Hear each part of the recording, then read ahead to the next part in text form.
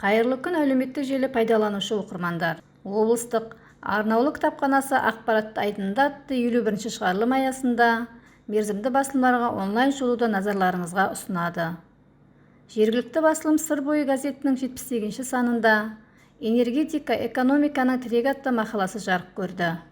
Бұл ретте біздің ішкі жалпы өнім құрылымында қызмет ету секторының үлесі басым. Бұл өнеркәсіптік кәсіпорындардың негізгі қоры мен құрал жабдықтары, экономикалық ынтымақтастық және даму ұйымының әлемдегі басқа да озық елдердің заманауи стандарттарына сай келмейді дегенді білдіреді. Өнеркәсібіміздің негізгі қорларын шынайы жаңғыртудың орнына көбінесе көзбояушылық жасалады, деді мемлекет басшысы. Республикалық мәдени-сараптамалық мәдениет журналының 5-ші санында жарияланған мақалаларға шолу жасасақ, 2-ші бетінде президент мақаласы және мәдениет атты мақаласы жарияланды.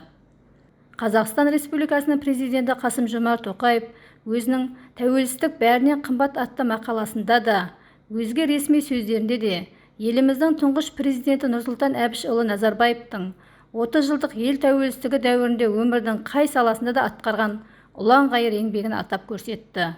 Соның бірі мәдениет саласы. Мәдени саясат қоғамның негізі құндылықтар мен бағыттарын, жеке тұлғаның жасампаз болмысын қалыптастыратын әрбір өркениетті мемлекеттің басты идеологиялық тұғырнамасы.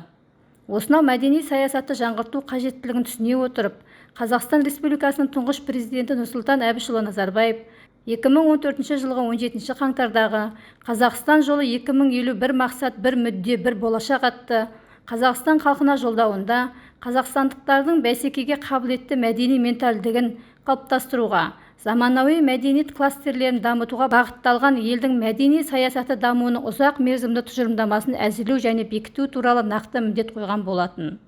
Елбасымыз қойған осынау іргелі мақсат міндеттерді жүзеге асыру мақсатында Қазақстан Республикасы мәдени саясатының ұзақ мерзімді тұжырымдамасы дайындалды.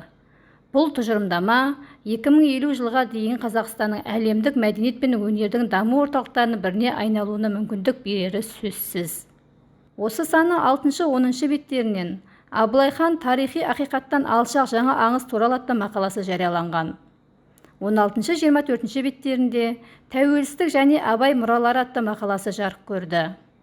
Еліміздің президенті Қасым-Жомарт Тоқаев бүгінде ұлттық елдік болашағымызға бағдаршам іспетті жол сілтеп тұрған тәуелсіздік бәрінен қымбат атты мақаласында тәуелсіз Қазақстанымыздың 30 жылдық жаңа тарихына тек шолу жасап қана қоймай, келешегіміз қандай болмақ, ел келешегі үшін ұлы, кемеңгер тарихи тұлғаларымызды қалай үлгі өнеге тұтуымыз керектігіне тоқталып өтті. 25-29 беттерінен жат ағымдарға қарсы күш, ұлттық сана, жат ағымдармен күрес, ел болашағына жол, діни экстремизммен күрес атты мақалаларын оқи аласыздар. Осы санның 40 бетінде тәуелсіздік тілден басталады атты мақаласында тіл мәселесі бүгінгі саяси өміріміздің басты тақырыбының бірі екені мәлім. Тіл қай ұлттың да, қай мемлекеттің де басты да қасиетті ерекшелігінің бірі. Халқымызда тілге байланысты небір асыл мақал-мәтелдер, қанатты сөздер бар. Тіпті бас кеспек болса да тіл кеспек жоқ деп хандар мен патшалардың алдында бас имеген халықтың ұрпағымыз.